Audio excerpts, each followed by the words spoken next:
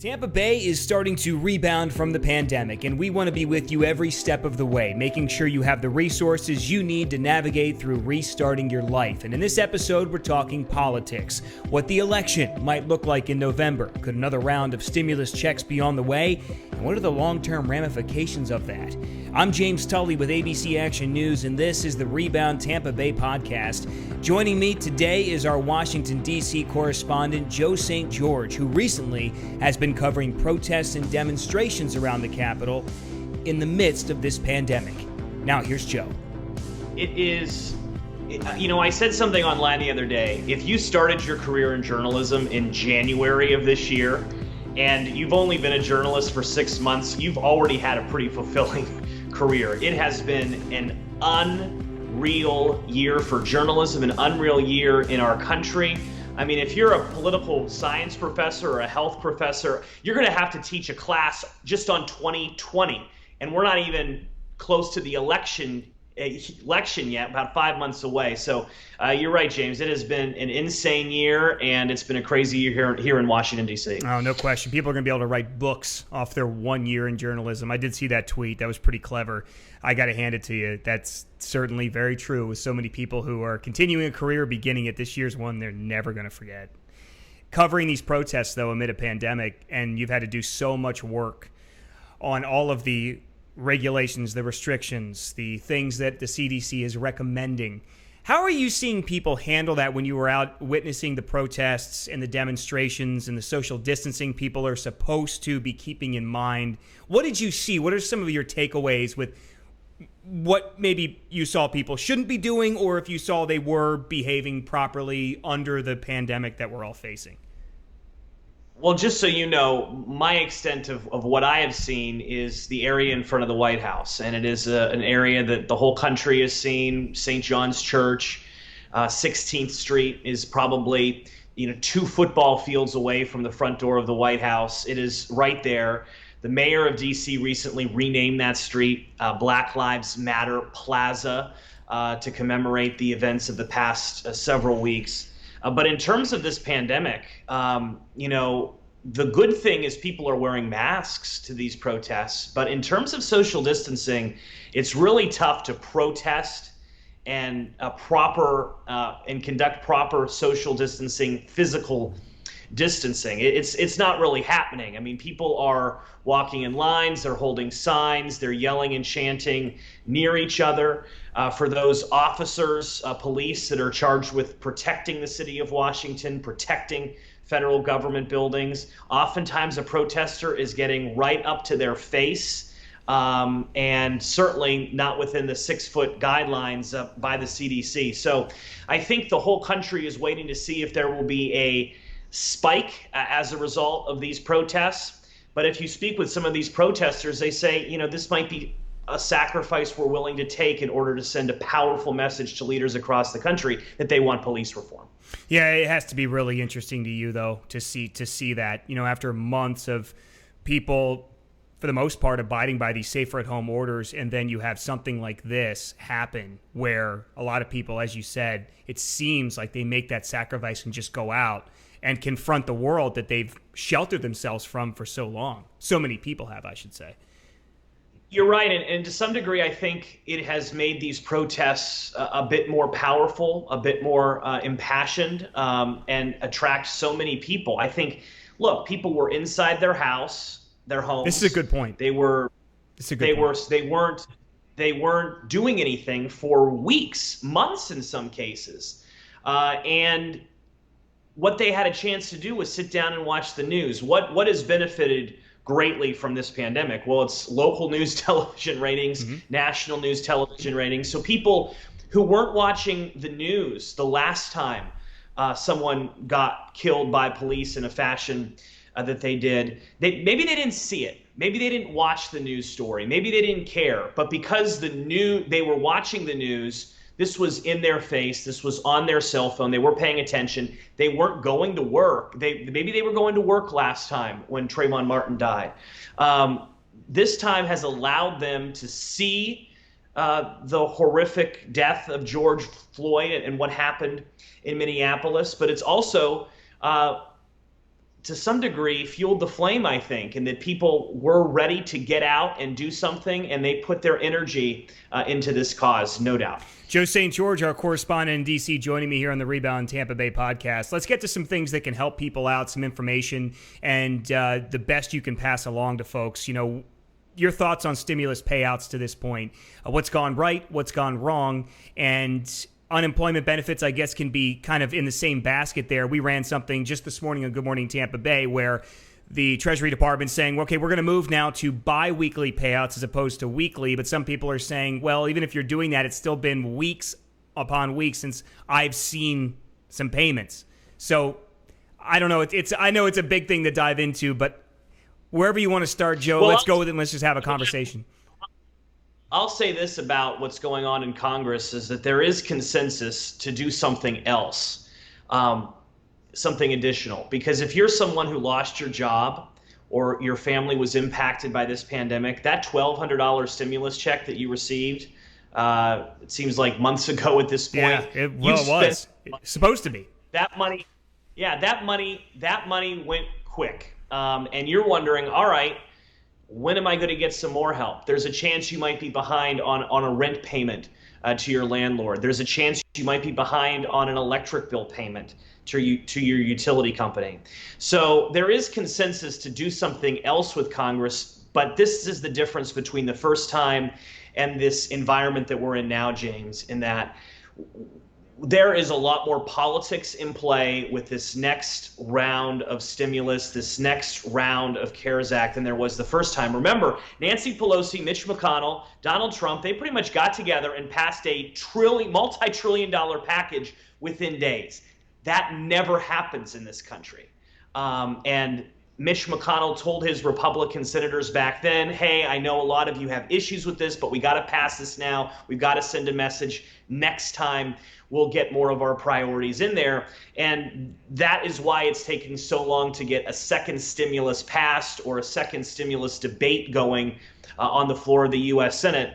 And we shall see. It's just not as easy as the first time when it comes to getting more help to more people. Right. And to boil it down to, Democrats versus Republicans here, one issue that's a sticking point, or how long are those unemployment benefits going to be continued? Am I right or am I wrong? I mean, I think that the far left side, of course, they want that to continue into 2021, and the Republican side of things, I'm condensing this and simplifying it perhaps, but they want that to kind of not go as long, and hopefully it'll push people back into the workforce, or so. That's seemingly the two sides of the issue. One of them. What you're referring to a lot is this emergency unemployment relief that gave Americans additional amounts of unemployment money than they would normally receive. That $600 bonus, if you will.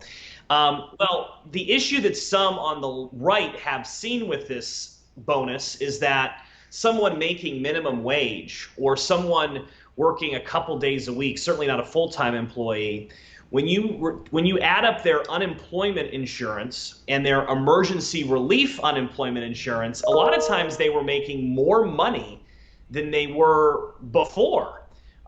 So at a certain point, you have to ask yourself, all right, is this the smart way to do this? We want to get people back to work. Things are opening up. People are opening back up. I was talking to an Uber driver in DC just a few days ago, and he said, yeah, I kind of took a few weeks off because I was making more money not being employed than I was if I went back and drove for Uber. So that's the debate. At the other side of the spectrum, though, people have payments that are due, as we talked about. Their utilities are due. Maybe they're a little behind on their car payment. And that is why another stimulus, another injection of funds, a lot of lawmakers believe is necessary in order to continue to bring the American economy back to where it was just a few weeks ago. But can we at least talk about, maybe touch on some simple economics here, that what we're doing essentially is printing money. And I think it's important for people to at least understand that there are some consequences to doing that. Inflation, the cost of things might drive up suddenly, maybe the end of this year, maybe early next year. But do you feel that that's something people should understand as well when these stimulus packages pass or they're in talks, that, look, there are consequences for all of us when these types of things are injected, as you said, into our economy?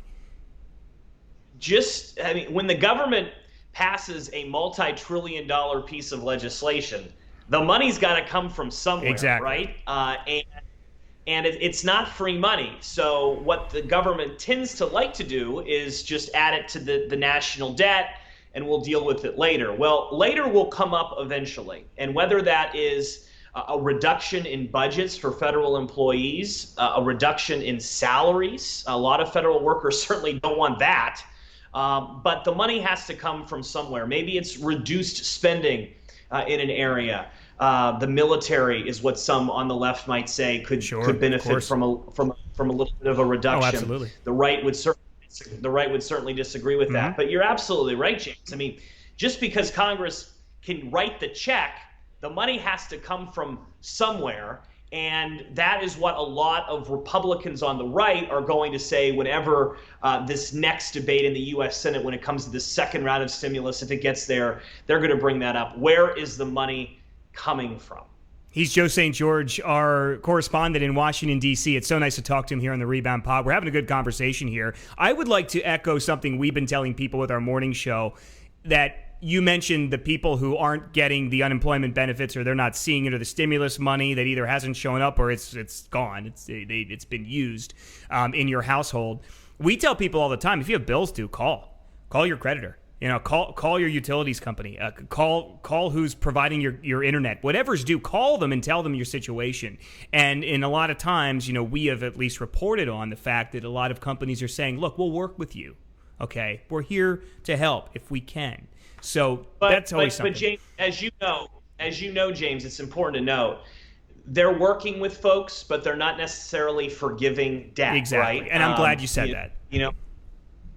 That is a huge part of it. So just because you are allowed to not pay your utility bill for the month of May or the month of June, doesn't mean that come October, when the economy is theoretically in a little bit better position, that your utility company isn't going to say, all right, now you owe us $400 for what's been going on the last several months. So that's an important note. I'm glad you brought that up for people out there listening, because keep an eye on how much forgiveness you are experiencing. If you're able, that's the one advice lawmakers here in DC are telling people. If you are able to pay that utility bill, pay it.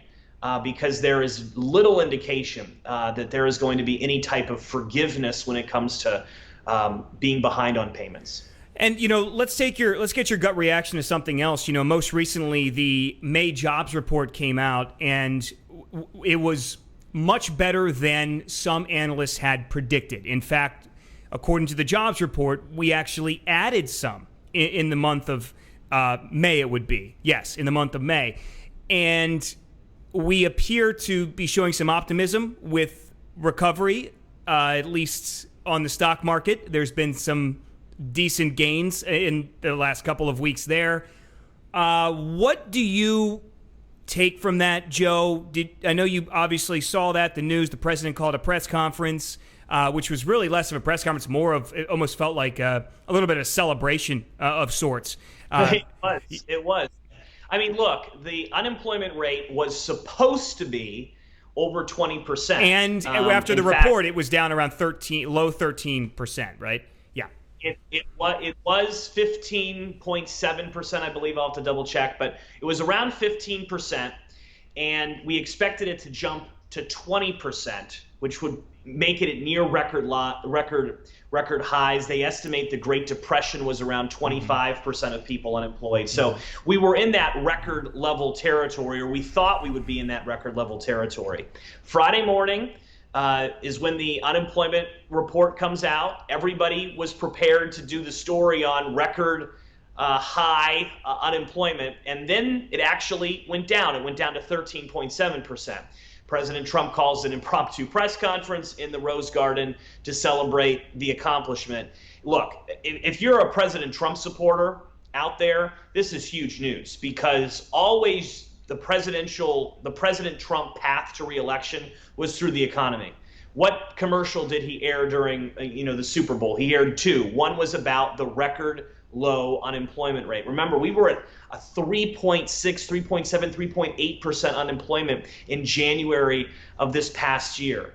record low unemployment last December in this country. Republicans, President Trump supporters, always said, okay, the only way Trump is going to win re-election is if our economy is strong.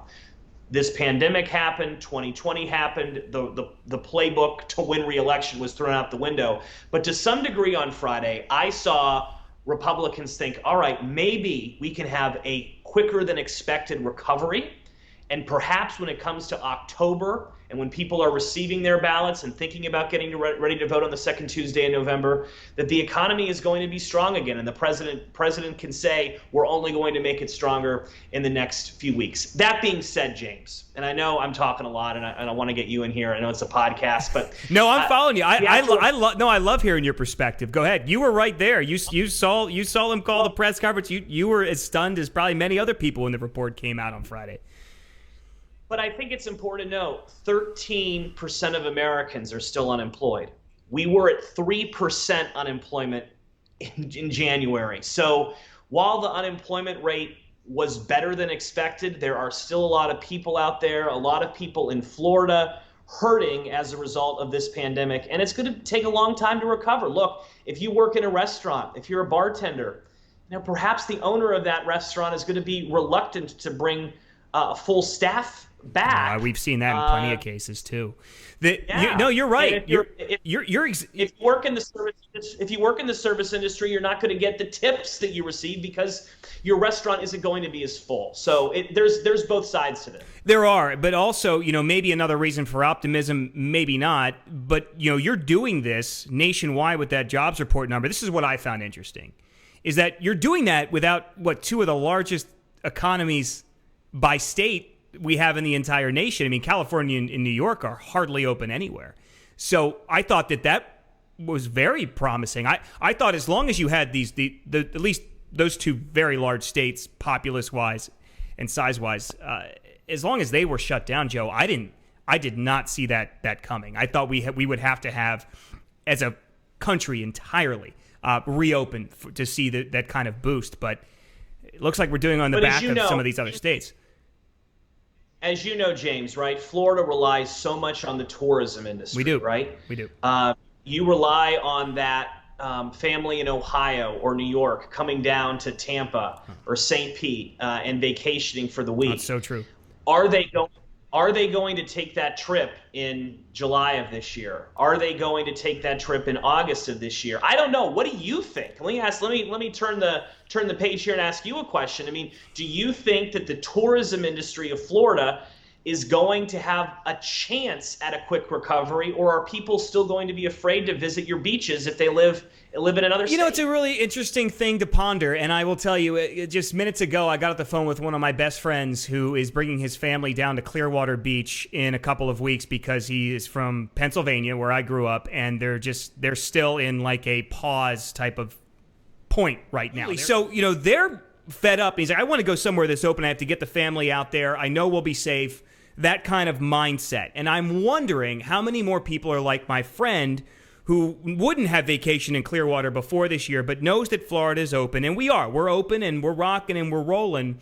And fingers crossed that everything, goes okay with our testing and whatnot and what those numbers look like and avoiding a spike and suppressing this thing. But I wonder, Joe, how many people are in that same boat and they know that Florida, for example, one of a few states, is open. And you can do a lot more things down here maybe you can do in your state, and you'll opt to come down. Maybe that's what saves the tourism industry this year. I don't know. That's my thought. We shall see, right? Yeah. And I also think that it's going to be fascinating when it comes to, older Americans who perhaps have a second home in Florida and like to go down to Florida in October, November when the weather starts to get bad up north. That population was hit hard by this pandemic. No question. How quickly do they travel? How quickly do retirees get on an airplane again? I mean, that is what's going to be so important to determining how the hospitality industry, the tourism industry, the service industry recovers. Joe, let me ask you this. Shall see. Let me ask you this. How much of a sense do you get that this has become a very political issue in terms of the people willing to go out and the people maybe not so willing to go out? It feels to me that we're really becoming very divided here in terms of, I just see it with, a Republican governor we have down here in Florida, and then my home state of Pennsylvania, we have a very liberal governor who is really pushing a lot harder at keeping things closed. And then you see it echo with the president. And I want to talk to you about him restarting rallies in just a moment. But you have to be getting that sense, Joe. You just have to at this point. It's already politicized. It's not going to become, it's not on the way to being, it is already politicized.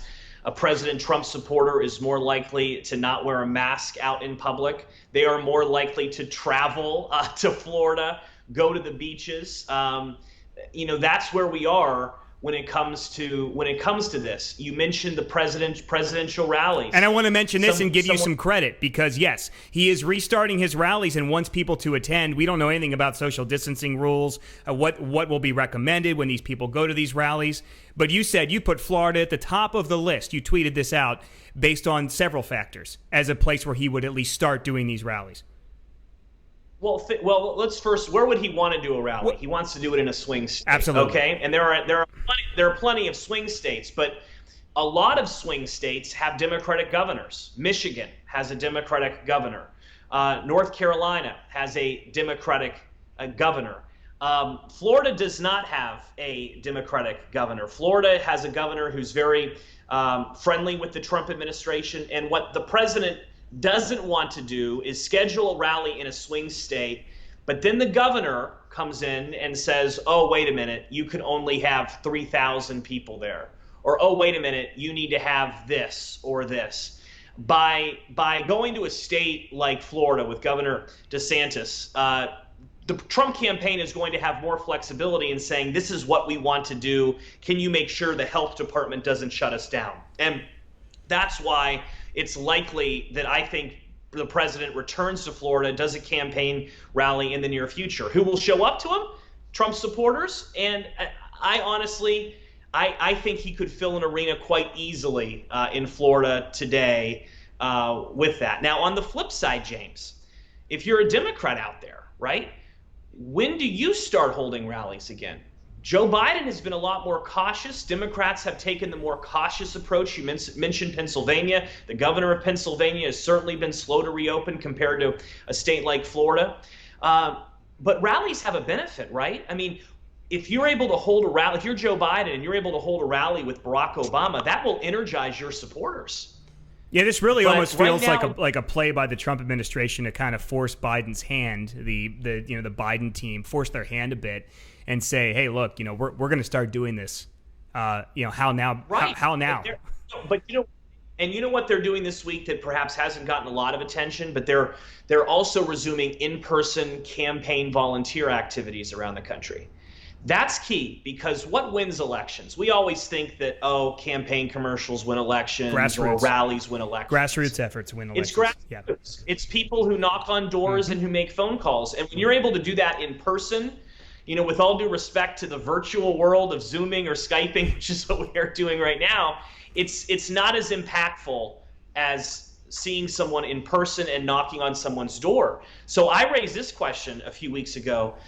If you're a Republican and you're out there knocking on doors, are Democrats not going to knock on doors? And if that's the case, how are they going to get out the vote? We still don't know. And maybe Democrats, like you said, will be forced to resume activities a bit earlier than they would like because the president is resuming activities in the near future. Let me talk about this. Joe St. George, our Washington correspondent, joining me on the Rebound. This has been a really good conversation. There is a lot more we can talk about. But on that note, this is a huge election year on top of everything else that 2020 has been. And I wanted to take your temperature and see how you feel about what the election process might look like. It's so important. It's always important here in Florida. It seems to have almost every single year it is just razor thin margins. We're talking every vote really matters down here. It's so important. But now we're talking about mail-in ballots and maybe not going out into the public to pull the lever down. And you mentioned we have an older population. We have a large older population. That may not be the best thing for them to do either.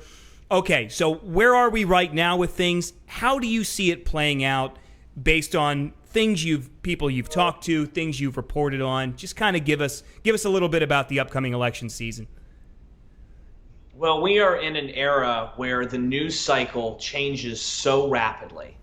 And if you think that the 2020 election will be decided based off of what has already happened or is happening in this country, well, hey, you may be in for a laugh come September, October. I mean, Fair what point. has happened with terms of the news cycle, we don't know. I mean, none of us were doing stories on pandemics in January at the local news level. None of us were doing those stories. And then it became our lives. None of us could foresee working from home or doing live shots or broadcasts from home.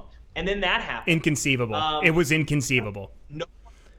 No one has seen protest to the degree of the George Floyd protest, certainly in my journalism career, that has brought out so many people of so many diverse backgrounds to demand change. We didn't know that was going to happen a few weeks ago. So this election, it could very well, we could be, if we do this again in September, October, we could be talking about an entirely different topic that will decide this election.